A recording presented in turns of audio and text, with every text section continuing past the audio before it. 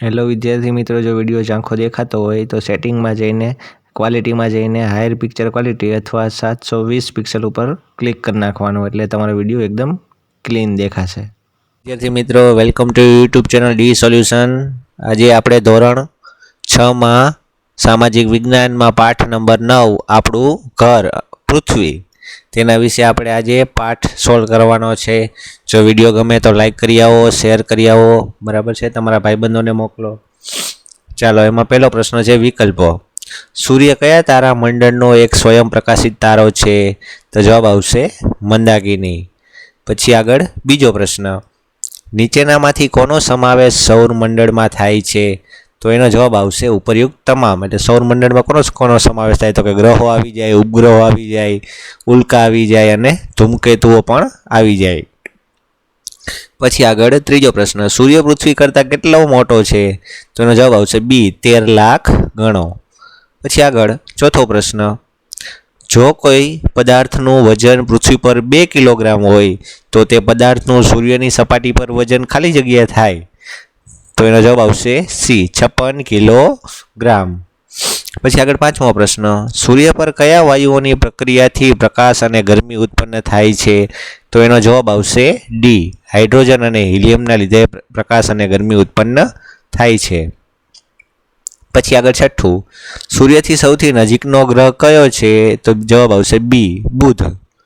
પછી સાતમું, પૃથ્વીનું સ્થાન કયા બે ગ્રહોની વચ્ચે છે? તો એનો જવાબ આવશે એ, શુક્ર અને મંગળની વચ્ચે છે પૃથ્વીનું સ્થાન.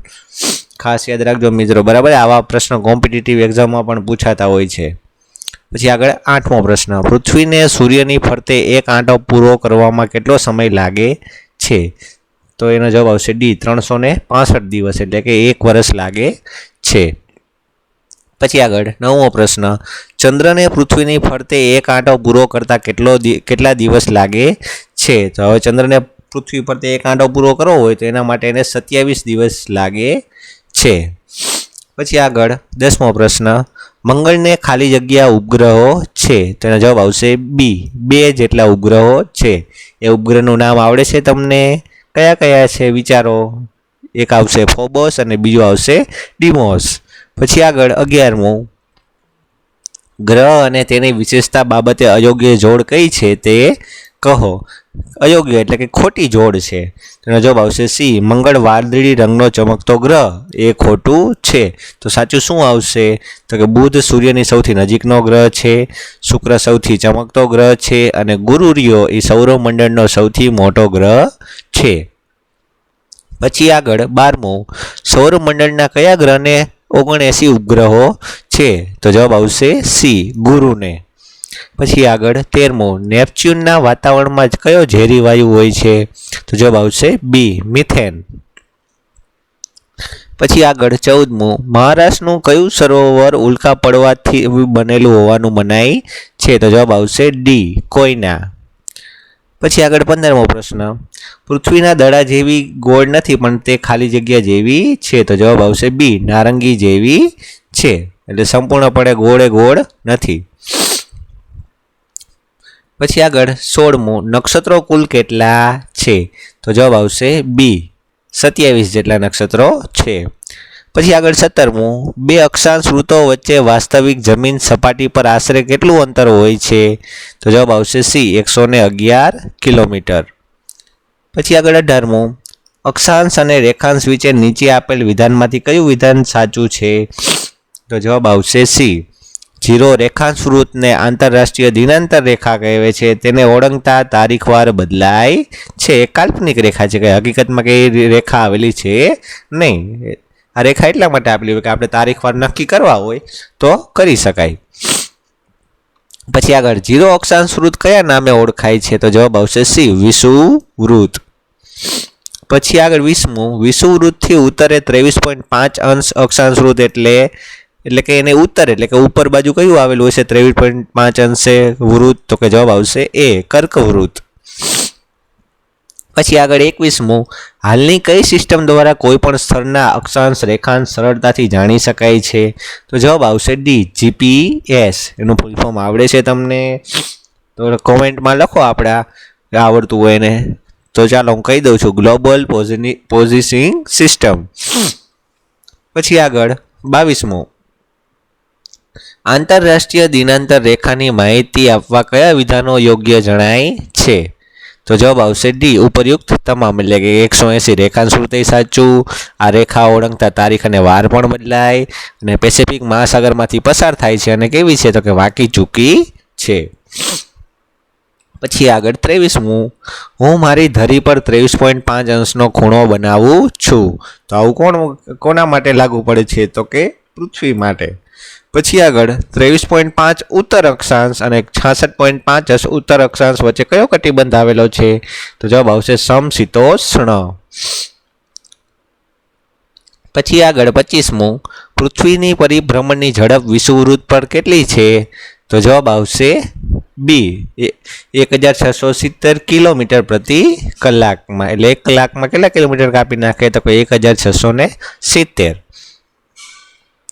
પછી આગળ 26મું, પૃથ્વી પોતાની ધરી પર કેટલા અંશનો ખૂણો બનાવે છે? તો હમણાં આગળ જ આવી ગયું, જોયું ને કે મારી ધરી પર 23.5 અંશનો ખૂણો બનાવું છું.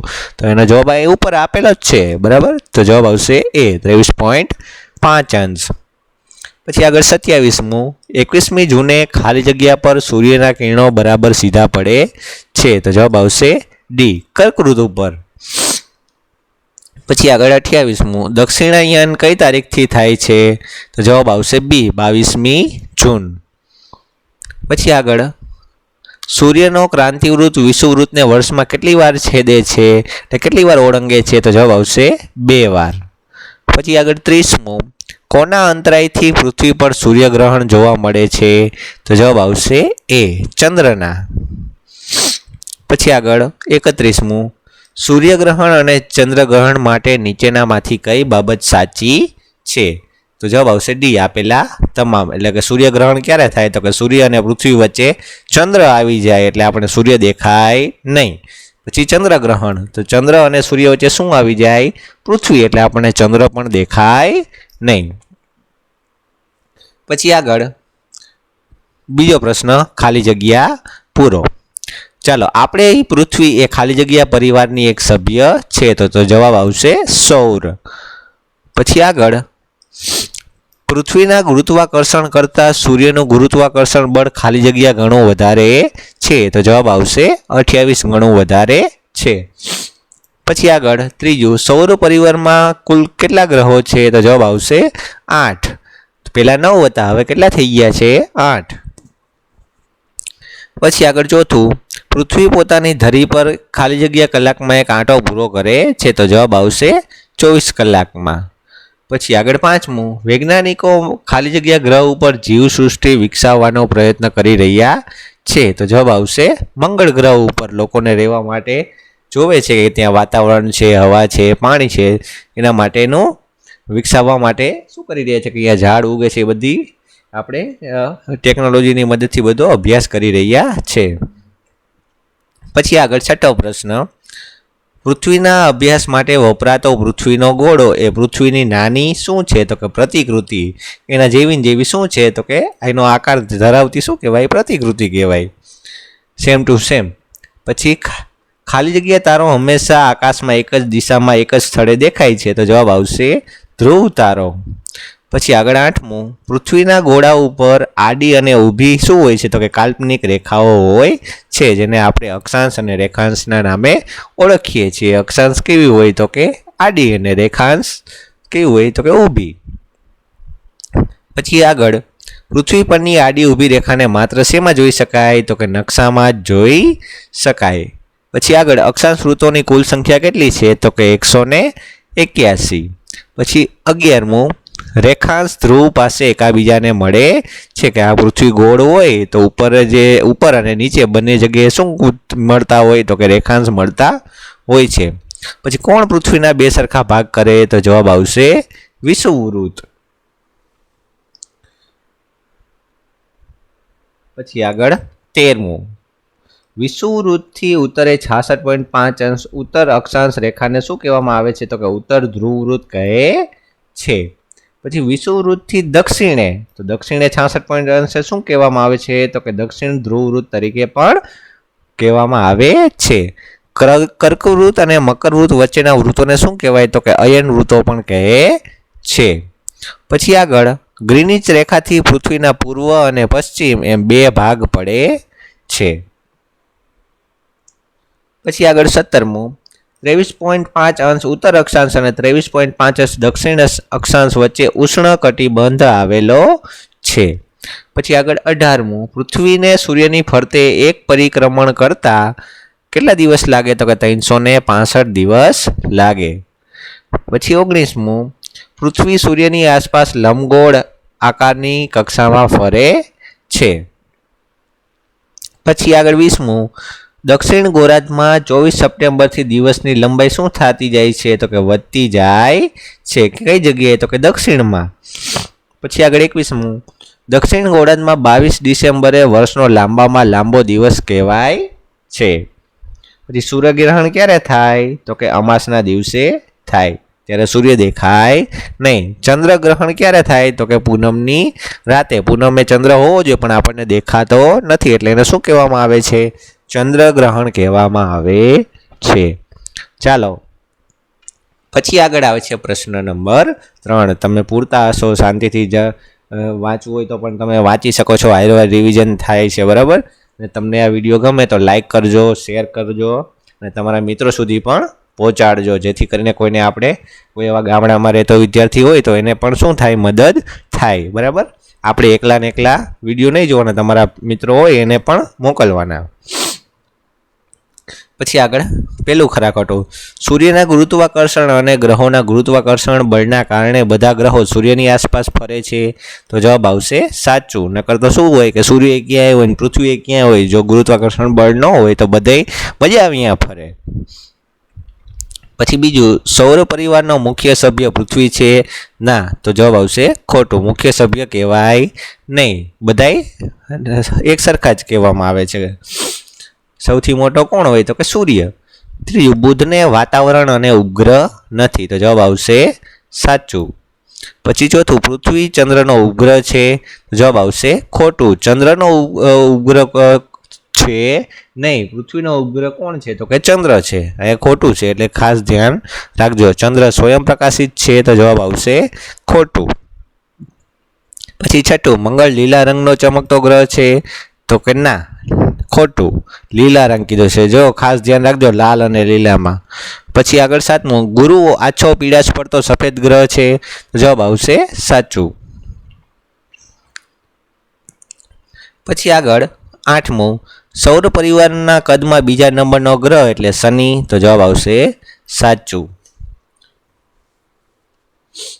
પછી આગળ 9મું, સૂર્યથી નજીક હોવાના કારણે શનિનું સપાટીનું તાપમાન ઓછું છે? તો જવાબ આવશે ખોટું. નજીક હોય તો અમુકનું વધારે હોવું જોઈએ, પણ અહીંયા કેવું કીધું છે?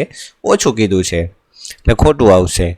પછી 10મું, નેપચ્યુન નીલા રંગનો એટલે કે વાદળી રંગ, આછા વાદળી રંગનો છે? તો કે જવાબ આવશે સાચું. પછી 11મું, સૌરાષ્ટ્રમાં ધજાડા પાસે ઉલ્કાખરી હતી જેનું વજન 40 કિલોગ્રામ હતું? તો જવાબ આવશે સાચું. પછી 12મું, પૃથ્વી દડા જેવી ગોળ છે? તો જવાબ આવશે ખોટું. પછી આગળ 13મું, ધ્રુવનો તારો પૃથ્વીના દક્ષિણ ગોળાર્ધમાંથી સરળતાથી જોઈ શકાય છે? તો જવાબ આવશે ખોટું. પછી આગળ 14મું, પૃથ્વીના ગોળા પર દોડેલી આડી કાલ્પનિક રેખાને અક્ષાંશ કહે છે? તો જવાબ આવશે સાચું. પછી આગળ 15મું, ધ્રુવ તરફ જતા રેખાંશો એકબીજાથી દૂર જાય છે? તો જવાબ આવશે ખોટું. દૂર જાય નહીં, પણ અમુકના શું થાય? ભેગા થાય છે. પછી આગળ 16મું, વિષુવવૃત્ત પર ખૂબ જ ઠંડી પડે છે? તો જવાબ આવશે ખોટું. પછી 17મું, 90 અંશ ઉત્તર અક્ષાંશ છે, ઉત્તર ધ્રુવવૃત્ત કહેવાય? તો જવાબ શું આવશે? સાચું. પછી આગળ 18મું, સૂર્યના કિરણો કર્કવૃત અને મકરવૃત્ત વચ્ચે લગભગ સીધા પડે છે? તો જવાબ આવશે સાચું. પછી આગળ 19મું, 0 અંશ રેખાંશ વૃત્તને ગ્રીનિચ રેખા કહેવાય? તો જવાબ આવશે સાચું. પછી આગળ 20મું, શીત કટિબંધમાં ગરમીનું પ્રમાણ વધારે હોય છે? તો શું આવશે જવાબમાં? ખોટું. પછી આગળ 21મું, 21મી જૂને કર્કવૃત પર શિયાળો હોય છે? તો જવાબ આવશે ખોટું. પછી 22મું, વધારે સૂર્યપ્રકાશ મેળવતા વિસ્તારમાં ઉનાળો અનુભવાય છે? તો જવાબ આવશે સાચું.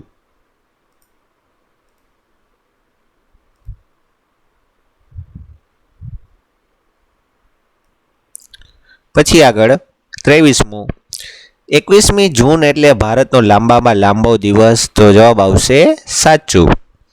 પછી આગળ 24મું, આખી દુનિયામાં સૂર્યગ્રહણ એકસાથે જોઈ શકાય છે? તો જવાબ આવશે ખોટું. બધી જગ્યાએ એક જગ્યાએથી જોઈ શકાય નહીં. પછી આગળ 25મું, સૂર્યગ્રહણ દર અમાસે થાય છે? તો જવાબ આવશે ખોટું. પછી હવે આવે છે આગળ પ્રશ્ન નંબર 4. નીચેના પ્રશ્નોના 1-2 વાક્યમાં ઉત્તર આપો. ચાલો, પહેલો પ્રશ્ન, સૌર પરિવાર એટલે કે સૌરમંડળમાં કોનો કોનો સમાવેશ થાય છે? તો કે સૌર પરિવાર એટલે કે સૌરમંડળમાં ગ્રહો, ઉપગ્રહો, લઘુગ્રહો, ધૂમકેતુ અને ઉલ્કાઓનો સમાવેશ થાય છે. પછી આગળ, સૂર્ય પૃથ્વીથી કેટલો દૂર છે? તો જવાબ આવશે સૂર્ય પૃથ્વીથી 15 કરોડ કિમી દૂર છે. પછી આગળ ત્રીજું, સૂર્યપ્રકાશને પૃથ્વી પર પહોંચતા કેટલો સમય લાગે છે? તો કે સૂર્યપ્રકાશને પૃથ્વી પર પહોંચતા 8.25 મિનિટ જેટલો સમય લાગે છે. પછી આગળ ચોથો પ્રશ્ન, કયા ગ્રહો આંતરિક ગ્રહો તરીકે ઓળખાય છે? આંતરિક ગ્રહો એટલે કે અંદરની બાજુ આવેલા ગ્રહો. સૂર્યમંડળમાં આવેલા બુધ, શુક્ર, પૃથ્વી, મંગળ એ શું છે? તો કે આંતરિક ગ્રહો તરીકે ઓળખાય છે. પછી આગળ બાહ્ય ગ્રહોના નામ જણાવો, એટલે કે બહારની સાઈડ સૌથી છેલ્લી કક્ષામાં આવેલા હોય એ બધા. તો એના જવાબ આવશે ગુરુ, શનિ, યુરેનસ અને નેપચ્યુન, જે શું છે? તો કે બાહ્ય ગ્રહો છે. પછી આગળ છઠ્ઠો પ્રશ્ન, સૂર્યમંડળનો સૌથી ચમકતો ગ્રહ કયો છે? તો ચમકતો ગ્રહ કયો આવશે? શુક્ર. પછી આગળ 7મું, શનિ કયા 2 ગ્રહની વચ્ચે આવેલો છે? તો કે શનિ ગુરુ અને યુરેનસની વચ્ચે આવેલો ગ્રહ છે. પછી 8મું, શનિને કેટલા ઉપગ્રહો છે? તો કે શનિને 62 કરતાં પણ વધારે ઉપગ્રહો છે. પછી આગળ, યુરેનસની શોધ કોણે અને ક્યારે કરી હતી? તો જવાબ આવશે યુરેનસની શોધ વિલિયમ હર્શલ નામના ખગોળશાસ્ત્રીએ ઈસવીસન 1781માં કરી હતી. પછી 10મો પ્રશ્ન, ઉલ્કા એટલે શું? તો કે ઉલ્કા એટલે અવકાશમાં ફરતા પથ્થરના નાના નાના ટુકડા અથવા ગ્રહોના નાનો ભાગ જે છૂટો ટુકડો પડી ગયો હોય એને પણ ઉલ્કા કહેવામાં આવે છે. પછી આગળ 11મું, પૃથ્વીના આકાર વિશે ટૂંકમાં જણાવો. તો કે પૃથ્વી નારંગી જેવી ગોળ છે. તે ધ્રુવ પ્રદેશો આગળથી જરા ચપટી અને વિષુવવૃત્ત આગળથી કેવી છે? થોડીક ફૂલેલી છે. આમ ધ્રુવવૃત્ત કરતાં પૃથ્વીનો મધ્યનો ભાગ કેવો છે? તો કે મોટો છે. પછી આગળ 12મો પ્રશ્ન, ધ્રુવનો તારો કઈ દિશામાં જોવા મળે છે? તો જવાબ આવશે ધ્રુવનો તારો ઉત્તર દિશામાં જોવા મળે છે. પછી આગળ 13મું, રેખાંશ કોને કહે છે? તો કે પૃથ્વીના ગોળા ઉપર દોરેલી ઊભી કલ્પિત રેખાને રેખાંશ કહે છે. પછી 14મું, રેખાંશ સ્ત્રોત કેટલા છે? તો કે રેખાંશ સ્ત્રોત કેટલા છે? તો કે 360 જેટલા છે. પછી આગળ 15મું, અયન એટલે શું? તો જવાબમાં આવશે વિષુવવૃત્તની ઉત્તરમાં કર્કવૃત્ત સુધી અને દક્ષિણમાં મકરવૃત્ત સુધી દેખાતી સૂર્યની ગતિને શું કહેવામાં આવે છે? તો કે અયન કહેવામાં આવે છે. પછી 16મું, ગ્રીનિચ શહેર કયા દેશમાં આવેલું છે? તો જવાબમાં આવશે ગ્રીનિચ શહેર ઇંગ્લેન્ડમાં આવેલું છે. પછી આગળ 17મું, 180 અંશ રેખાંશ વૃત્ત કયા નામે ઓળખાય છે? તો કે જવાબમાં આવશે 180 રેખાંશ વૃત્ત આંતરરાષ્ટ્રીય દિનાંતર રેખાના નામે ઓળખાય છે. પછી 18મું, પૃથ્વીની ગતિઓ કેટલી છે અને કઈ કઈ? તો કે પૃથ્વીની 2 ગતિઓ છે. પરિભ્રમણ એટલે કે સૂર્યની ફરતે ફરે અને પરિભ્રમણ, અને પરિક્રમણ એટલે પોતાની જગ્યા ઉપર ફરે અને શું કહેવાય? પરિક્રમણ. પછી આગળ 19મું, કક્ષા એટલે શું? તો જવાબમાં આવશે અવકાશમાં પૃથ્વીને સૂર્યની આસપાસ ચક્કર લગાવવામાં એક કાલ્પનિક માર્ગ નક્કી થયેલો છે જેને કક્ષા કહેવામાં આવે છે. પછી 20મું, 22મી ડિસેમ્બરે ભારતમાં દિવસ અને રાત્રિની લંબાઈની શું સ્થિતિ હશે? તો કે 22મી ડિસેમ્બરે ભારતમાં દિવસ ટૂંકો અને રાત કેવી હશે? લાંબી હશે. પછી આગળ 21મી માર્ચ અને 23મી સપ્ટેમ્બરની વિશેષતા શું છે? તો કે 21મી માર્ચ અને 23મી સપ્ટેમ્બર દિવસ અને રાતનો સમયગાળો કેવો હોય છે? તો કે એક સરખો એટલે કે સમાન હોય છે. પછી 22મું, 14મી જાન્યુઆરીને મકર સંક્રાંતિ શા માટે કહેવાય છે? તો જવાબમાં આવશે કે 14મી જાન્યુઆરીએ સૂર્ય મકર રાશિમાં પ્રવેશ કરે છે. આથી 14મી જાન્યુઆરીને મકર સંક્રાંતિ અથવા તો ઉત્તરાયણના નામે પણ ઓળખવામાં આવે છે. પછી આગળ 23મું, વિષુવ દિન કઈ તારીખે આવે છે? તો જવાબમાં આવશે 21મી માર્ચ અને 23મી સપ્ટેમ્બરના દિવસે વિષુવ દિન તરીકે ઓળખવામાં આવે છે. પછી આગળ 24મો પ્રશ્ન, સૌર પરિવારના કયા ગ્રહોને પૃથ્વી પરથી નરી આંખે જોઈ શકાય છે? તો કે મંગળ, બુધ, ગુરુ, શુક્ર, શનિ આ ગ્રહોને પૃથ્વી ઉપરથી નરી આંખે જોઈ શકાય છે. પછી 25મો, પૃથ્વી પર આડી ઊભી કલ્પિત રેખા પરથી શું જાણી શકાય છે? તો જવાબમાં આવશે પૃથ્વી પરની આડી અને ઊભી કલ્પિત રેખાઓ પરથી કોઈ પણ સ્થળનું ચોક્કસ સ્થાન અને સમય પણ જાણી શકાય છે. પછી આગળ 26મું, પરિક્રમણ એટલે શું? તો એના જવાબમાં આવશે પૃથ્વી પોતાની ધરી પર ચક્કર લગાવવાની સૂર્યની આસપાસ પરિક્રમા કરે છે. પૃથ્વીની આ ગતિને શું કહેવામાં આવે છે? તો કે પરિભ્રમણ કહેવામાં આવે છે. એટલે ખાસ ધ્યાન રાખજો, પરિક્રમા એટલે કે પૃથ્વી સૂર્યની આસપાસ ફરે ને, ઓલામાં સોરી ભૂલ થઈ ગઈ હતી એક મારે, એટલા માટે ખાસ ધ્યાન રાખજો કે પરિક્રમણ અને પરિભ્રમણમાં આટલો ડિફરન્સ છે. પછી આગળ 27મું, ઉત્તરાયણ એટલે શું? તો એના જવાબમાં આવશે 22મી ડિસેમ્બરથી સૂર્યના સીધા કિરણો ઉત્તર તરફ એટલે કે વિષુવવૃત્ત તરફ પડવાનું શરૂ થાય છે, જેને ઉત્તરાયણ કહેવામાં આવે છે. આ ઉત્તરાયણ 22મી ડિસેમ્બરથી શરૂઆત થાય છે. હાલો પછી આગળ પ્રશ્ન નંબર 5, નીચેના પ્રશ્નોના ટૂંકમાં ઉત્તર આપો. કારણ આપો કે શુક્રનો અભ્યાસ વધુ થઈ શક્યો નથી. શું કામ એના ઉપર વધારે રિસર્ચ થઈ શકી નથી, અભ્યાસ થઈ શક્યો નથી? અભ્યાસ એટલે ભણવાનું નહીં, પણ એની ઉપર જે રિસર્ચ કરવાની આવે એ વધારે કેમ નથી થઈ, એના વિશે કારણ આપો. તો એનો જવાબ આવશે શુક્રને કોઈ એક પણ ઉપગ્રહ નથી. તેની આસપાસ વાયુ અને વાદળોનું ઘટ આવરણ આવેલું છે. એટલે વધારે પડતા શું આવેલા છે? વાયુ આવેલા છે અને ઘટ વાદળો આવેલા છે. માટે શુક્રનો અભ્યાસ વધુ થઈ શક્યો નથી. પછી આગળ બીજું, નક્ષત્ર એટલે શું? નક્ષત્રોના નામ જણાવો. તો એના જવાબમાં આવશે કોઈ પણ તારાઓનો સમૂહ અથવા એકલો તારો પણ નક્ષત્ર કહેવાય છે. પછી અશ્વિની, રેવતી, વિશાખા, પુનર્વસુ, મૃગશીર્ષ, રોહિણી, પુષ્ય, આદ્રા, સ્વાતિ વગેરે જાણીતા નક્ષત્રો છે. પછી આગળ ત્રીજો પ્રશ્ન, કોઈ સ્થળનો અક્ષાંશ કેવી રીતે નક્કી કરવામાં આવે છે? અક્ષાંશ એટલે કે સ્થાન અને સમય. પૃથ્વીની સપાટી પરના કોઈ પણ સ્થળને જો સીધી રેખાથી પૃથ્વીના કેન્દ્ર સાથે જોડવામાં આવે તો તે રેખાથી વિષુવવૃત્તીય કાલ્પનિક સપાટી સાથે કેન્દ્ર આગળ જેટલા અંશનો ખૂણો થાય તો તેટલો તે સ્થળનો અક્ષાંશ બને છે. પછી આગળ ચોથું, અક્ષુવૃત્ત કોને કહે છે? તો એના જવાબમાં આવશે પૃથ્વી ઉપર ઉત્તર અથવા દક્ષિણ ગોળાર્ધમાં વિષુવવૃત્તથી સરખા કોણીય અંતરે મળેલા સ્થળોને જોડનારા પૂર્વ પશ્ચિમ સળંગ વર્તુળને અક્ષુવૃત્ત કહેવામાં આવે છે. પછી આગળ પાંચમો પ્રશ્ન, રેખાવૃત્ત કોને કહેવામાં આવે છે? તો પૃથ્વીની ધરીથી મૂળ રેખાવૃત્તની કાલ્પનિક સપાટી સાથે પૃથ્વી સપાટીએ સરખા કોણાત્મક અંતરે આવેલા સ્થળોને જોડનારી ઉત્તર દક્ષિણ સળંગ રેખાને રેખાવૃત્ત કહે છે. પછી આગળ છઠ્ઠો પ્રશ્ન, અક્ષાંશવૃત્ત અને રેખાંશવૃત્ત એટલે શું? તો પૃથ્વીના ગોળા પર દોરેલી આડી કાલ્પનિક રેખાને શું કહેવામાં આવે છે? અક્ષાંશવૃત્ત. જ્યારે પૃથ્વીના ગોળા ઉપર દોરેલી ઊભી કલ્પિત રેખાને શું કહેવામાં આવે છે? રેખાંશવૃત્ત કહે છે. પછી આગળ સાતમો પ્રશ્ન, ઉત્તર ગોળાર્ધ અને દક્ષિણ ગોળાર્ધ એટલે શું? તો એના જવાબમાં આવશે વિષુવવૃત્તથી પૃથ્વીના બે સરખા ભાગ થાય છે. વિષુવવૃત્તથી ઉપરનો ભાગ એ ઉત્તર ગોળાર્ધ અને નીચેનો ભાગ એ દક્ષિણ ગોળાર્ધ તરીકે ઓળખાય છે. પછી આગળ આઠમો પ્રશ્ન, પૂર્વ ગોળાર્ધ અને પશ્ચિમ ગોળાર્ધ એટલે શું?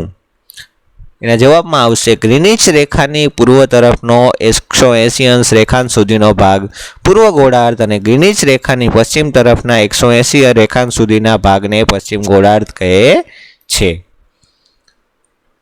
પછી આગળ 9મો પ્રશ્ન, પૃથ્વી પોતાની ધરી ઉપર ફરે નહીં તો શું થાત? તો જેના જવાબમાં આવે છે કે પૃથ્વી પોતાની ધરી ઉપર ન ફરે તો દિવસ રાત થાત નહીં, અને પૃથ્વી સૂર્ય તરફના ભાગમાં અજવાળું રહે અને વિરુદ્ધના ભાગમાં શું રહે? તો કે અંધારું જ રહે। તો આપણે દિવસ હોત તો દિવસ રહેત અને રાત હોત તો શું રહેત? રાત। એટલે પછી આપણે રાતે સૂવું હોય તો પણ સૂઈ શકીએ નહીં, આખો દિવસ શું કરવું પડે? કામ કરવું પડે, બરાબર છે? આટલો ફેર પડે। પછી આગળ 10મો પ્રશ્ન, ગ્રહણ કોને કહે છે? તો કે ચંદ્ર, પૃથ્વી અને સૂર્ય ક્યારેક સીધી રેખામાં આવે છે ત્યારે સૂર્યનો અમુક ભાગ દેખાતો બંધ થઈ જાય, અથવા પૂર્ણ ચંદ્રનો અમુક ભાગ ન દેખાય કે આખો ચંદ્ર ન દેખાય તેવી ઘટનાને ગ્રહણ કહેવામાં આવે છે। પછી આગળ 11મું, કારણ આપો। શનિને પાઘડિયો ગ્રહ કહે છે।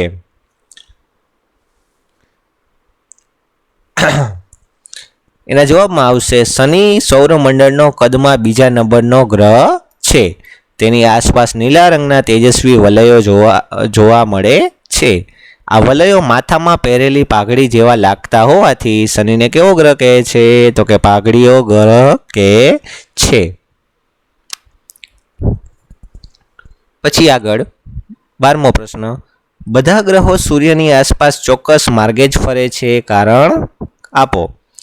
તો સૂર્ય અને બધા ગ્રહો શું ધરાવે છે? તો કે ગુરુત્વાકર્ષણ બળ ધરાવે છે, કે એટલે પોતાની તરફ શું રાખે? તો કે ખેંચી રાખે છે। ગુરુત્વાકર્ષણ બળ એટલે આપણે કોઈ પણ પૃથ્વી ઉપરથી વસ્તુ ઉપર નાખીએ તો ક્યાં આવે? નીચે આવે છે। તો એ કેના લીધે એવું થાય? તો કે ગુરુત્વાકર્ષણ બળના લીધે એવું થાય છે। સૂર્યનું ગુરુત્વાકર્ષણ બળ બીજા ગ્રહોના ગુરુત્વાકર્ષણ બળની સરખામણીએ ખૂબ જ વધારે છે। આ ગુરુત્વાકર્ષણની શક્તિને લીધે બધા ગ્રહો સૂર્યની આસપાસ ચોક્કસ માર્ગે એની ફરતે શું કરે છે? તો કે પ્રદક્ષિણા કરે છે। પછી આગળ 13મું, ધ્રુવના તારાનો ઉપયોગ કોણ અને કેમ કરે છે? તો એના જવાબમાં આવશે ધ્રુવના તારાનો ઉપયોગ રાત્રે કોઈ દરિયાઈ મુસાફરી કરનારા લોકો કે રાત્રે રણમાં મુસાફરી કરનારા લોકો કરે છે। ધ્રુવનો તારો હંમેશા ઉત્તર દિશામાં જ જોવા મળતો હોવાથી આ લોકો રાત્રે દિશા નક્કી કરવા ધ્રુવના તારાનો ઉપયોગ કરે છે। જો વિડીયો ગમે તો લાઈક કરો, શેર કરી નાખજો, લાઈક ખાસ કરજો, બધા મિત્રો કોમેન્ટ કરજો, જ્યાં ના ખબર પડે આ પ્રશ્ન પૂછો, બરાબર છે? આપણે તમારા મિત્રોને કોઈ જરૂરિયાત હોય તો એ લોકોને વિડીયો ખાસ શેર કરો, બરાબર છે? અને જુઓ, રિવિઝન કરો, વાંચો, બરાબર છે? એના માટે જ આપણે આ વિડીયો બનાવીએ છીએ। ચાલો પછી આગળ 14મો પ્રશ્ન, દિલ્હીમાં સૂર્ય માથા પર નથી આવતો જ્યારે અમદાવાદમાં વર્ષમાં 2 વાર આવે છે, આવું કેમ થાય છે? તો એનો જવાબ આવશે કે દિલ્હી કર્કવૃતથી દૂર આવ્યું છે જ્યારે અમદાવાદ કર્કવૃતથી કેવું આવ્યું છે? નજીક આવેલું છે। આથી જ્યારે કર્કવૃત પર સૂર્યના કિરણો કેવા પડે છે? સીધા પડે છે, તેથી સૂર્ય માથા ઉપર આવે છે, અને આવું વર્ષમાં 2 વાર થાય છે। તેથી અમદાવાદ વર્ષમાં 2 વાર સૂર્ય પર માથા પર આવે છે। પછી આગળ 15મો પ્રશ્ન, પૃથ્વીના ગોળા વિશે જણાવો। તો પૃથ્વીનો ગોળો એ પૃથ્વીની નાની પ્રતિકૃતિ છે। પૃથ્વીનો અભ્યાસ કરવા માટે પૃથ્વીના ગોળાનો સાધન તરીકે ઉપયોગ કરવામાં આવે છે। તેની ઉપર દુનિયાનો નકશો દોરેલો હોય છે। તેમાં ભૂમિખંડો એટલે કે જમીન, મહાસાગરો તથા મહત્વના વૃત્તોના નામ લખેલા હોય છે। પૃથ્વીના ગોળા પર દુનિયાના દેશો પણ દર્શાવેલા આવેલા હોય છે, જેમ કે અમેરિકા, ઇંગ્લેન્ડ, ઓસ્ટ્રેલિયા છે, બાંગ્લાદેશ, પાકિસ્તાન વગેરે દેશોના નામ પણ આપણે પૃથ્વીનો ગોળો લઈએ તો એમાં પણ આપણને જોવા મળે છે। જો ગોળો ન લઈએ તો આપણે નકશાપોથીમાં પણ આપણને બધી માહિતી એમાં મળી રહે છે। પછી આગળ 6થો પ્રશ્ન, નીચેના પ્રશ્નોના મુદ્દાસર ઉત્તર આપો। હવે મોટા પ્રશ્નો આવે છે, બરાબર છે?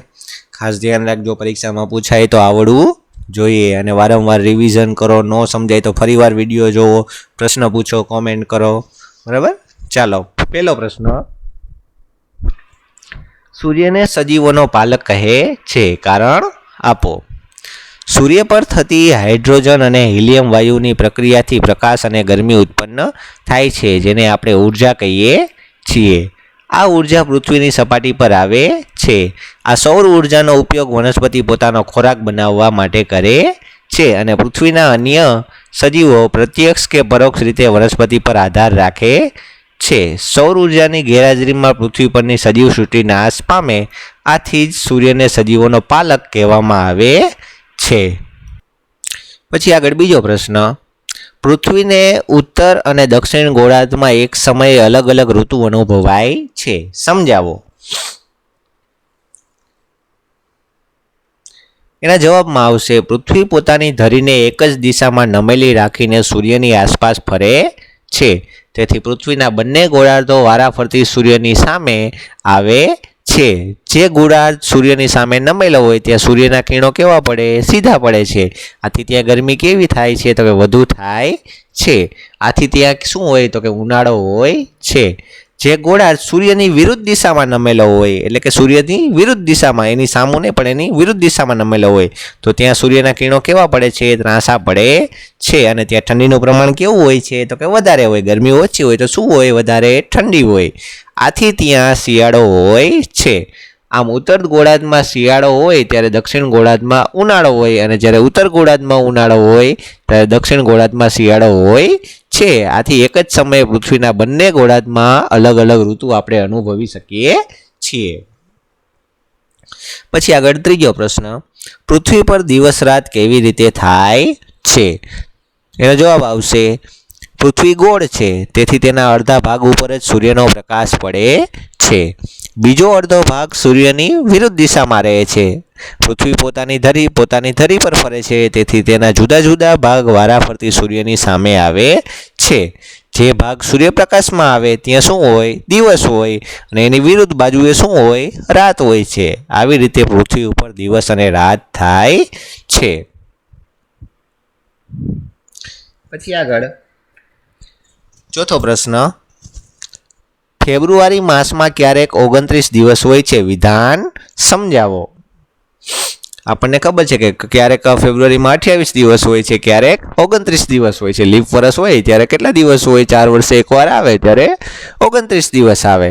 લીપ વર્ષ કયા કયા સાલમાં આવે એ પણ તમને જો ખ્યાલ હોય તો કોમેન્ટમાં લખજો, અને તમારા કોઈને ન જાણતું હોય તો એને પણ આપણે ખ્યાલ આવે આટલું તમારે કોમેન્ટ કરવાની છે કે લીપ વર્ષ ક્યારે આવે. ચાલો એના જવાબમાં, પૃથ્વીનું એક વર્ષ એટલે 365 દિવસ અને 6 કલાક. પરંતુ આ 6 કલાકની ગણતરી કરવાનું અગવડ ભરેલું હોવાથી આપણે 365 દિવસે વર્ષ શું કરી નાખીએ છીએ? પૂરું કરીએ છીએ. બાકી બચેલા 6 કલાક દર 4 વર્ષે ફેબ્રુઆરીમાં એક દિવસ વધારીને 28 ને બદલે 29 દિવસ કરવામાં આવે છે. એટલે દર 4 વર્ષ, એટલે એક વર્ષમાં 6 કલાક વધી હોય તો એવા 4 વર્ષમાં કેટલી કલાક થાય? તો કે 6 ચોક 24 કલાક વધી, એટલે 24 કલાક થઈ એટલે એક દિવસ વધી ગયો.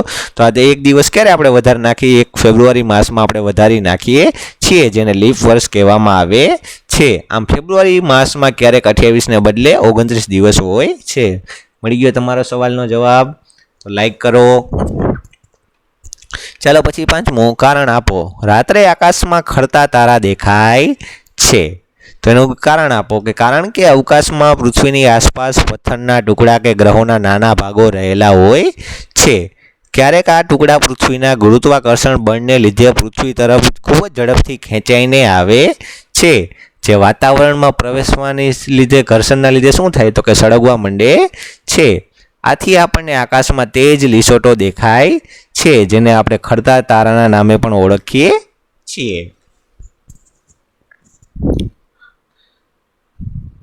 પછી આગળ છઠ્ઠો પ્રશ્ન, કારણ આપો. આંતરરાષ્ટ્રીય દિનાંતર રેખા વાંકી ચૂકી છે.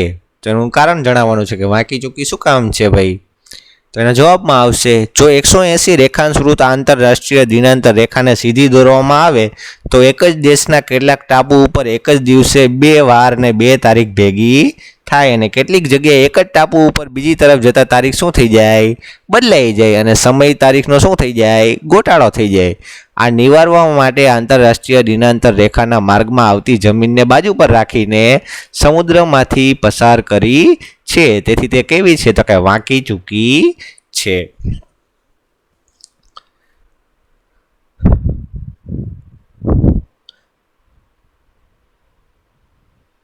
પછી આગળ 7મો પ્રશ્ન, ટૂંક નોંધ લખો. સૂર્યમંડળ. સૂર્ય મંદાકિની તારામંડળનો એક સ્વયં પ્રકાશિત તારો છે. કયું તારામંડળ? તો કે મંદાકિની. પરીક્ષામાં ખાલી જગ્યામાં પૂછાય તો આપણને આવડવું જોઈએ. તેની આસપાસ નાના મોટા સભ્યો ગોળા રૂપે છે, જેને આપણે ગ્રહો તરીકે પણ ઓળખીએ છીએ. સૂર્યના ગુરુત્વાકર્ષણ અને જે તે ગ્રહના ગુરુત્વાકર્ષણ બળના લીધે ગ્રહો સૂર્યની આસપાસ વર્તુળાકાર માર્ગે ફરે છે. આ ગ્રહોને કોઈ પોતાનો પ્રકાશ છે નથી, પોતે કંઈ લાઇટ આપતા નથી, પણ આ ગ્રહો સૂર્યપ્રકાશના લીધે પ્રકાશિત દેખાય છે. સૂર્યમંડળમાં બુધ, શુક્ર, પૃથ્વી, મંગળ, ગુરુ, શનિ, યુરેનસ અને નેપચ્યુન એમ કુલ 8 ગ્રહો છે. આ ગ્રહો વિવિધ કદ અને સ્વરૂપ ધરાવે છે. આમ ગ્રહો, પછી ઉપગ્રહો, લઘુગ્રહો એટલે કે નાના ગ્રહો, ધૂમકેતુ અને ઉલ્કા મળીને સૌરમંડળ બનાવે છે. પછી આગળ 8મો પ્રશ્ન, સમજાવો. પૃથ્વીનું પરિભ્રમણ. એના જવાબમાં આવશે, પૃથ્વી પોતાની ધરી પર પશ્ચિમથી પૂર્વ દિશામાં ફરે છે. કઈ બાજુ ફરે છે? તો કે પશ્ચિમથી પૂર્વ દિશામાં ફરે છે. પૃથ્વીની આ ગોળ ચક્કર લગાવવાની ગતિને તેની દૈનિક ગતિ કહે છે. પૃથ્વીની દૈનિક ગતિને પરિભ્રમણ પણ કહે છે. પૃથ્વી વિષુવવૃત્ત પર કલાકના 1670 કિમીની ઝડપે એક ચક્ર પૂરું કરે છે. આ ચક્ર પૂરું કરતા 24 કલાક થાય છે. પૃથ્વીનો નારંગી જેવો ગોળ આકાર બનાવવામાં આ ગતિએ મહત્વનો ભાગ ભજવ્યો છે. પછી આગળ 9મો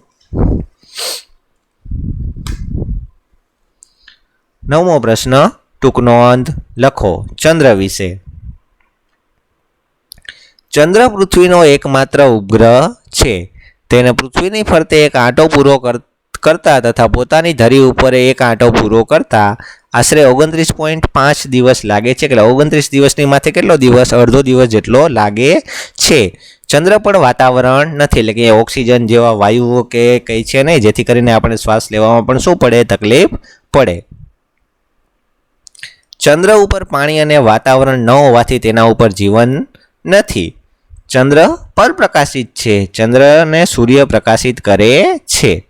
ચંદ્રની સપાટી ઉપર ઉલ્કાપાત થતા હોવાથી તેના ઉપર ખૂબ મોટા ખાડાઓ પડી ગયા છે. તેની ઉપર મૃત જ્વાળામુખી પણ આવેલા છે. મૃત એટલે કે નિષ્ક્રિય જ્વાળામુખી પણ આવેલા છે. પછી આગળ 10મો પ્રશ્ન, ટૂંક નોંધ લખો. સંપાત વિશે. એના જવાબમાં, સૂર્યનો ક્રાંતિવૃત્ત અને વિષુવવૃત્ત વર્ષમાં 2 વખત એકબીજાને છેદે છે. આ છેદન બિંદુને સંપાત દિવસ પણ કહેવામાં આવે છે. સંપાત દરમિયાન સૂર્ય ઉત્તર તરફ ખસતા જતા ઉત્તર ગોળાર્ધમાં 22મી માર્ચથી દિવસની લંબાઈ શું થતી જાય છે? તો કે વધતી જાય છે. અને રાત્રિ કેવી થતી જાય છે? તો કે ટૂંકી થતી જાય છે.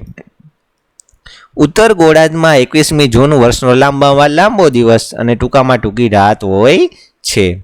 સૂર્ય દક્ષિણ તરફ ખસતા દક્ષિણ ગોળાર્ધમાં 24મી સપ્ટેમ્બરથી દિવસની લંબાઈ શું થતી જાય છે? વધતી જાય છે. અને રાત કેવી થતી જાય છે? ટૂંકી થતી જાય છે.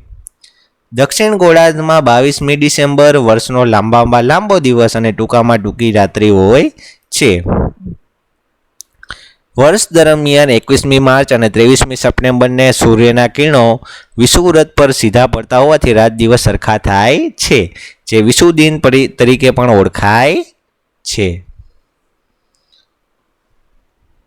પછી આગળ 11મો પ્રશ્ન, ટૂંક નોંધ લખો. કટિબંધો. કટિબંધો વિશે આપણે ટૂંક નોંધ લખવાની છે.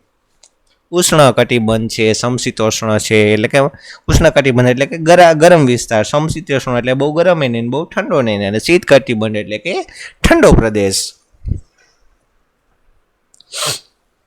ચાલો એમાં જવાબમાં આપણે કટિબંધોમાં પૃથ્વીને તાપમાન, પ્રકાશ, ગરમી અને ઠંડીના આધારે જુદા જુદા 3 ભાગોમાં વહેંચવામાં આવી છે, જેને કટિબંધો તરીકે પણ ઓળખે છે. વધારે તેમજ ઓછા પ્રકાશ અને ગરમી મેળવતા ભાગોને નીચે મુજબ 3 વિભાગમાં વહેંચવામાં આવેલા છે. પેલું છે ઉષ્ણ કટિબંધ. તો ઉષ્ણ કટિબંધ કોને કહેવાય? તો કે અતિશય ગરમીવાળો ભાગ. કર્કવૃત અને મકરવૃત વચ્ચે કયો કટિબંધ આવેલો છે? તો કે ઉષ્ણ કટિબંધ આવેલો છે. પછી બીજો સમશીતોષ્ણ કટિબંધ. તો કે સપ્રમાણ ગરમી ઠંડી વાળો ભાગ, એક સરખી ઠંડી એને એક સરખી ગરમી ને બંને કેવું હોય પ્રમાણસર હોય. 23.5 ઉત્તર અક્ષાંશથી 66.5 ઉત્તર અક્ષાંશ અને 23.5 દક્ષિણ અક્ષાંશથી 66.5 દક્ષિણ અક્ષાંશ વચ્ચેનો ભાગ સમશીતોષ્ણ કટિબંધમાં આવે છે. પછી આગળ ત્રીજું શીત કટિબંધ એટલે કે સખત ઠંડીવાળો ભાગ, જ્યાં હિમાલયમાં જેમ બરફ પડતો હોય તે ભાગ શેમાં આવે તો કે શીત કટિબંધમાં છે. પણ આપણે ભારત રહ્યું એ સમશીતોષ્ણ કટિબંધમાં આવે છે. 66.5 ઉત્તર અક્ષાંશથી 90 ઉત્તર અક્ષાંશ અને 66 દક્ષિણ અક્ષાંશથી 90 દક્ષિણ અક્ષાંશ વચ્ચેના ભાગને શીત કટિબંધમાં આવે છે. પછી આગળ 12મું ટૂંક નોંધ લખો. ચંદ્ર ગ્રહણ. ચંદ્ર પરપ્રકાશિત છે. ચંદ્રને સૂર્ય તરફથી પ્રકાશ મળે છે, તેથી ચંદ્ર તરફ જતા સૂર્યના કિરણોની પૃથ્વી વચ્ચેનો અવરોધ આવે એટલે ચંદ્રનો એટલો ભાગમાં શું રહે તો કે અંધારું રહે છે. બીજા શબ્દોમાં પૃથ્વીના એટલો ભાગનો પડછાયો ચંદ્ર ઉપર પડે છે અને ચંદ્રનો તેટલો ભાગ આપણને દેખાતો નથી. તેથી જેને શું કહેવાય છે? ચંદ્રગ્રહણ કહે છે. ચંદ્રગ્રહણ પૂનમની રાત્રિએ થાય, પરંતુ દર પૂનમે આવી ઘટના બને એવું જરૂરી નથી. પછી આગળ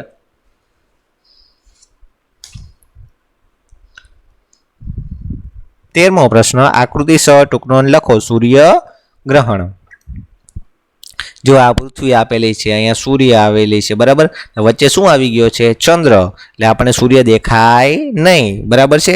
સૂર્ય ન દેખાય તો એને કયું ગ્રહણ કહેવાય તો કે સૂર્યગ્રહણ કહેવાય છે. આ બેઝિક માહિતી છે.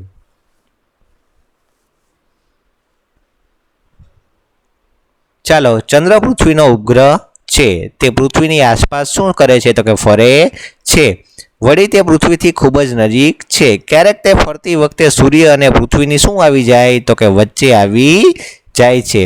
આ વખતે ચંદ્રના અવરોધથી ચંદ્રના ભાગ જેટલો સૂર્ય દેખાતો નથી. એટલે કે ચંદ્ર જેટલો હોય એટલો ભાગ આપણને સૂર્યનો દેખાય નહીં.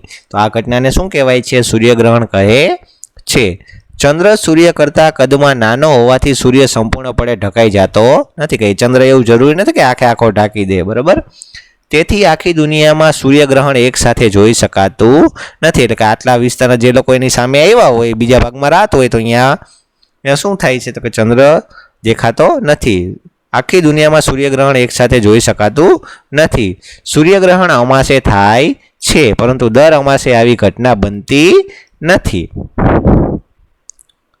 ચાલો, 14મો પ્રશ્ન. નીચેના ગ્રહો વિશે ટૂંકમાં જણાવવાનું છે. દરેક ગ્રહના નામ આપ્યા છે, એના ઉપરથી આપણે એના વિશે ટૂંકમાં એના વિશે આપણે માહિતી આપવાની છે. ચાલો, પેલું બુધ. તો કે બુધ સૂર્યનો કેવો છે? નજીકનો ગ્રહ છે. તે પીળાશ પડતા રંગનો ગ્રહ છે. બુધને વાતાવરણ અને ઉપગ્રહ નથી.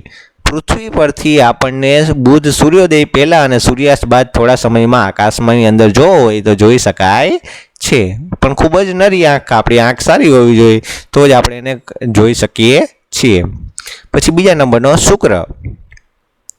તે સૌથી વધુ તેજસ્વી ગ્રહ છે. તેનું કદ અને વજન કેવું છે તો કે પૃથ્વી જેવું જ છે. આથી તેને પૃથ્વીને જોડિયો ભાઈ પણ કહે છે. તેને કોઈ પણ જાતનો ઉપગ્રહ છે નહીં. ઉપગ્રહ નથી એટલે એની ફરતે કોઈ પણ જાતનો ગ્રહ ફરતો નથી. પૃથ્વીની ફરતે ફરે છે કોણ? કોમેન્ટમાં જણાવો. ચાલો, શુક્રની આસપાસના વાયુઓ અને વાદળના ઘટ આવરણોને લીધે તેનો વધુ અભ્યાસ થઈ શકતો નથી. ચાલો, પછી ત્રીજા નંબરનો મંગળ ગ્રહ. મંગળ લાલ રંગનો ચમકતો ગ્રહ છે. મંગળ ઓછું વાતાવરણ ધરાવે છે. આછું એટલે બહુ થોડા પ્રમાણમાં છે, બરાબર છે. એટલે જ અત્યારે આપણે મિશન મંગલ ને એવા બધા પ્રોજેક્ટો આપણે જોઈએ છીએ. તમે અક્ષય કુમારનું એક મૂવી જોયું હોય, મિશન મંગલ ઉપર એક મોકલે છે ત્યાં તેની વિશે જાણવા માટે, બરાબર છે. એ પણ ન જોયું હોય તો તમે જોઈ શકો છો.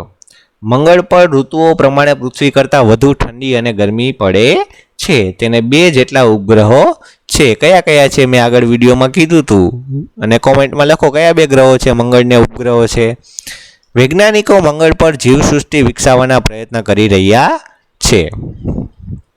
પછી આગળ ચોથા નંબરનું ગુરુ. ગુરુ આછા પીળાશ પડતો સફેદ ગ્રહ છે. તે સૌથી મોટો ગ્રહ છે. તેની આસપાસ વાયુઓનું આવરણ છે. ગુરુ ખૂબ જ ઠંડો હશે એમ મનાય છે. ગુરુને 79 ઉપગ્રહો હોવાના મત ઘણા વૈજ્ઞાનિકોના છે. દૂરબીનથી જોતા તેની સપાટી મનોહર લાગે છે, એટલે મનોહર એટલે કે સુંદર લાગે છે. પછી આગળ આવે છે યુરેનસ. પૃથ્વીથી ખૂબ જ દૂર હોવાને કારણે તે સામાન્ય દૂરબીનથી દેખાતો નથી. ઘણો બધો દૂર છે આપણે, એટલે જોઈ શકાતો નથી. આ ગ્રહની શોધ વિલિયમ હર્શલે ઈસવીસન 1781માં કરી હતી. આ ખૂબ જ ઠંડો ગ્રહ છે. ઠંડો ગ્રહ શું કામ હોય? તો કે સૂર્યના કિરણો એટલા બધા અહીંયા સુધી છેલ્લે પહોંચતા ન હોય, એટલે એ ગ્રહ કેવો હોય? ઠંડી અહીંયા વધુ હોય. પછી આવે છે આપણી પૃથ્વી. આપણે જ્યાં રહીએ છીએ એ ગ્રહનું નામ શું છે? તો કે પૃથ્વી છે. સજીવ સૃષ્ટિ ધરાવતો, એટલે કે જ્યાં જીવો રહેતા હોય, માણસો હોય, એને શું કહેવાય? સજીવ સૃષ્ટિ ધરાવતો સૌરમંડળનો એકમાત્ર ગ્રહ છે. અહીં વાતાવરણ છે. પૃથ્વી પોતાની ધરી પર નમેલી રહી 24 કલાકમાં પોતાની ધરી પર એક આંટો, જ્યારે 365 દિવસમાં સૂર્યની ફરતે એક આંટો પૂરો કરે છે. એટલે કે ધરી ઉપર રહે ત્યારે 24 કલાકમાં પૂરો કરે પોતાની ધરી ઉપર પ્રમાણે. અને પૃથ્વી સૂર્યની ફરતે એક આંટો ક્યારે પૂરો કરે? તો કે 365 દિવસમાં એક આંટો પૂરો કરે છે. તેને એક ઉપગ્રહ ચંદ્ર પણ છે. જો મળી ગયો આપણો અગાઉનો જવાબ કે પૃથ્વીનો ઉપગ્રહ કયો છે? તો કે ચંદ્ર છે. પૃથ્વી ઉપર દિવસ રાત અને ઋતુઓ જેવી ઘટના બને છે. દિવસ રાત પણ થાય અને ઋતુઓ શિયાળો, ઉનાળો, ચોમાસું જેવી ઘટના પણ જોવા મળે છે. પછી આગળ 7મું નેપચ્યુન. નેપચ્યુન લીલા રંગનો સૂર્યનો સૌથી વધુ અંતરે આવેલો ગ્રહ છે. તેના વાતાવરણમાં મિથેન નામનો ઝેરી વાયુ છે. આ ગ્રહ પર પૃથ્વીની જેમ પણ ઋતુ પરિવર્તન થાય છે. કે પૃથ્વી પર જેમ શિયાળો, ઉનાળો, ચોમાસું આવે એમ બીજા કયા ગ્રહ ઉપર થાય? તો કે નેપચ્યુન ગ્રહમાં પણ આવું થાય છે.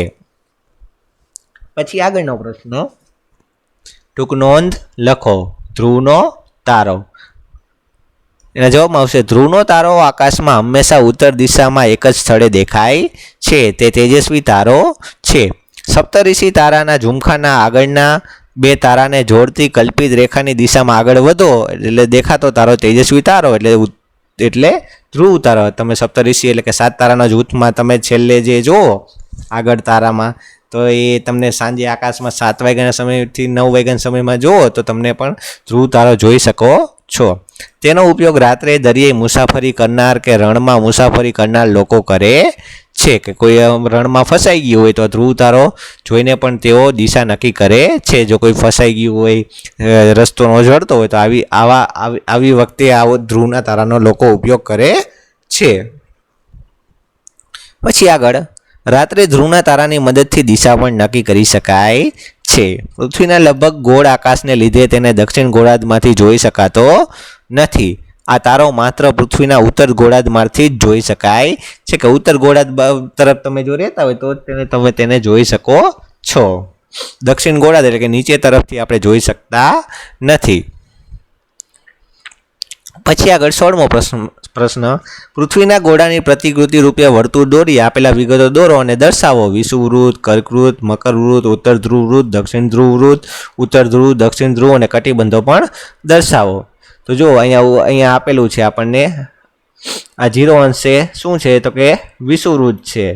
પછી એની ઉપર 23.5 અંશે કર્કવૃત્ત, પછી 66.5 અંશે ઉત્તર ધ્રુવવૃત્ત, પછી 66.5 અંશે દક્ષિણ ધ્રુવવૃત્ત, અહીંયા દક્ષિણશીત કટિબંધ. પછી આ બધા કેવા છે? ઉષ્ણ કટિબંધ છે. એની ઉપર આ ઉત્તર બાજુ આવેલું છે એટલે ઉત્તર સમશીતોષ્ણ કટિબંધ, અહીંયા નીચે દક્ષિણમાં છે એટલે દક્ષિણ સમશીતોષ્ણ કટિબંધ. ભારતમાં બરોબર મધ્યમાંથી કઈ રેખા પસાર થાય છે? તો કે કર્કવૃત્ત. આપણું ભારત અહીંયા આવેલું છે. આ ઉત્તર ધ્રુવ અને આ દક્ષિણ ધ્રુવ. બરાબર, જોવું હોય તો પણ જોઈ લો. પછી આગળ 17મો પ્રશ્ન, દિવસ રાત લાંબા અને ટૂંકા શું કામ થાય છે? પૃથ્વી પોતાની ધરી પર 66.5 અંશને ખૂણે નમેલી છે. સૂર્યની આસપાસ ફરતા તેને 1 વર્ષ જેટલો સમય લાગે છે. આ દરમિયાન ઉત્તર અને દક્ષિણ ગોળા દ્વારા ફરતી સૂર્યની સામે નમેલા રહે છે. જે ગોળા સૂર્ય બાજુ નમેલો હોય ત્યાં સૂર્યપ્રકાશ વધારે આવે એટલે ત્યાં દિવસ કેવો થાય? તો કે લાંબો થાય અને રાત કેવી થાય? ટૂંકી. આનાથી ઉલટી જે ગોળા સૂર્યની વિરુદ્ધ દિશામાં હોય ત્યાં કિરણો કેવા પડે? ત્રાંસા પડે. આથી ત્યાં દિવસ કેવો થાય? ટૂંકો, અને રાત કેવી થાય છે? લાંબી હોય છે. આમ પૃથ્વી પોતાની ધરીને એક જ દિશામાં નમેલી રાખીને સૂર્યની આસપાસ ફરતી હોવાથી દિવસ રાત કેવા થાય છે? તો કે લાંબા ટૂંકા થાય છે. પછી આગળ 18મો પ્રશ્ન, ચંદ્રગ્રહણ સમજાવો. ચંદ્રગ્રહણ ક્યારે થાય? કે જ્યારે ચંદ્ર દેખાતો ન હોય તો ત્યારે તેને શું કહેવામાં આવે છે? ચંદ્રગ્રહણ કહેવામાં આવે છે. જો હવે આ આપણને ચંદ્ર ક્યારે દેખાતો હોય? કે જ્યારે પૃથ્વીના સૂર્યના કિરણો ચંદ્ર ઉપર પડે ત્યારે જ આપણે ચંદ્ર દેખાય છે. હવે જો અહીંયા સૂર્ય છે, બરાબર છે, શું છે? સૂર્ય, અને વચ્ચે શું આવી ગઈ? પૃથ્વી. એટલે તેથી કરીને ચંદ્ર ઉપર સૂર્યના કિરણો પડે નહીં.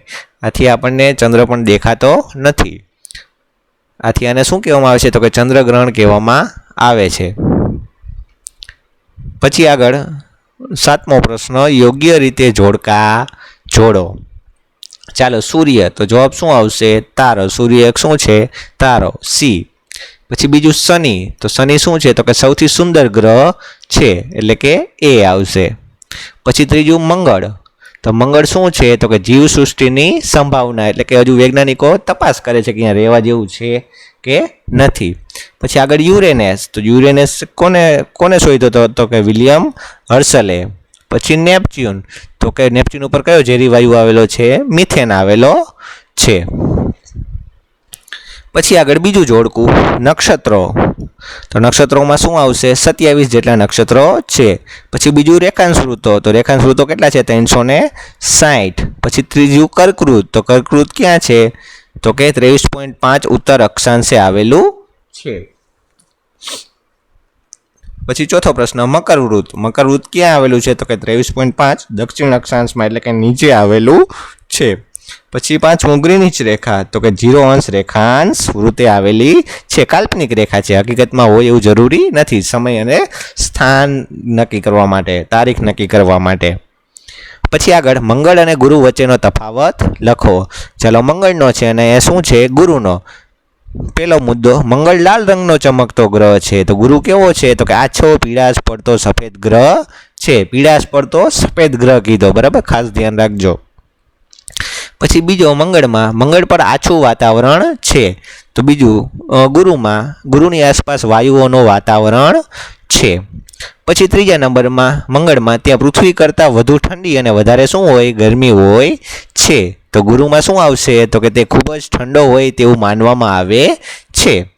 પછી આગળ મંગળને 2 ઉપગ્રહો છે. તો ગુરુને કેટલા ઉપગ્રહો છે? 79 ઉપગ્રહો છે. પછી આગળ પ્રશ્ન નંબર 9, આજ્ઞા મુજબ જવાબ. નીચેના કયા દેશો કયા ગોળાર્ધમાં આવેલા છે? ચાલો, ભારત, તો ભારત ક્યાં આવ્યું છે? ઉત્તર ગોળાર્ધની અંદર આવેલું છે. પછી બીજું મેક્સિકો, તો મેક્સિકો ક્યાં આવેલું છે? તો કે ઉત્તર ગોળાર્ધમાં આવેલું છે. પછી ત્રીજું જર્મની, તો જર્મની ક્યાં આવેલું છે? તો કે ઉત્તર ગોળાર્ધની અંદર આવેલું છે. હાલો, ઓસ્ટ્રેલિયા ચોથા નંબરનું, તો ઓસ્ટ્રેલિયા કયા ગોળાર્ધમાં આવેલું છે? તો કે દક્ષિણ ગોળાર્ધમાં આવેલું છે. પછી આગળ બીજા નંબરનું, ભારતમાં ઉનાળો હોય ત્યારે નીચેના દેશમાં કઈ ઋતુ હશે તે લખો. ચાલો, ભારતમાં ઉનાળો હોય તો અમેરિકામાં શું હોય? ઉનાળો. તો પછી ઓસ્ટ્રેલિયામાં શું હોય છે? શિયાળો. પછી શ્રીલંકામાં ઉનાળો. પછી ઇંગ્લેન્ડમાં શિયાળો. ભૂતાનમાં ઉનાળો. બ્રાઝિલમાં ઉનાળો. ચાલો, પછી પ્રશ્ન નંબર 10, મને ઓળખો. એક વાક્ય આપ્યું છે, એના ઉપરથી આપણે કહેવાનું છે કે આ કોને લાગુ પડે છે. જો વિડીયો ગમે તો લાઈક કરજો, બરાબર. આટલી બધી મહેનત તમારા માટે કરીએ છીએ, સોલ્વ કરીએ છીએ, બરાબર. જો વિડીયો ગમે તો એક લાઈક તો ખાસ કરવી દરેકે. ચાલો, પેલું, હું ના હોઉં તો જીવસૃષ્ટિ નાશ પામે. તો એવું કોણ કે? તો કે સૂર્ય ના હોય તો બધું શું થાય? નાશ પામે. પછી બીજા નંબરનું, હું ચળકાટમાં ચંદ્રને મળતો આવું છું. તો ચળકાટ એટલે કે તેજસ્વી ગ્રહ, તો જવાબમાં આવશે શુક્ર.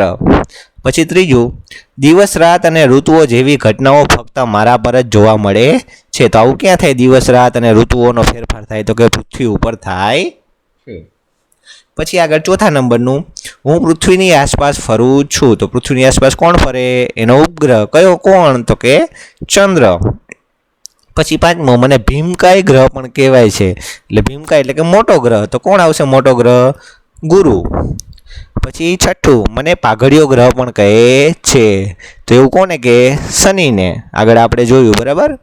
પછી 7મો, હું સપ્તર્ષિ તારાના ઝુમખાની મદદથી સરળતાથી મળી શકું છું. તો એવું કોણ કહે છે? ધ્રુવનો તારો. પણ આપણે સપ્તર્ષિ જે 7 તારા છે આકાશમાં સાંજે જોવાનું, એની મદદથી આપણે ધ્રુવનો તારો ગોતી શકીએ છીએ. પછી આગળ 8મો, હું વિષુવવૃત્તથી દક્ષિણે 23.5 અંશ અક્ષાંશ વૃત્ત છું. તો એ જવાબ આવશે મકર વૃત્ત. 9મું, હું 90 અંશ દક્ષિણ અક્ષાંશ છું. તો એનો જવાબ આવશે દક્ષિણ ધ્રુવ. પછી આગળ 10મો, હું કદ અને વજનમાં પૃથ્વી જેવો હોવાથી પૃથ્વીનો જોડિયો ભાઈ તરીકે પણ ઓળખાવ છું. તો એનો જવાબ આવશે શુક્ર, એના જેવો ને જેવો જોડિયો ભાઈ. પછી 11મું, મને ઓળંગતા તારીખ બદલવી પડે. તો શું ઓળંગવો તો તારીખ બદલાય? તો કે આંતરરાષ્ટ્રીય દિનાંતર રેખા. ચાલો આપણે અહીંયા સોલ્વ કર્યો પાઠ આખો. જો ગમ્યો હોય તો લાઈક કરી નાખો, મિત્રોને મોકલો, ને આવા નવા વિડીયો માટે જોતા રહો આપણી ચેનલ ડી સોલ્યુશન.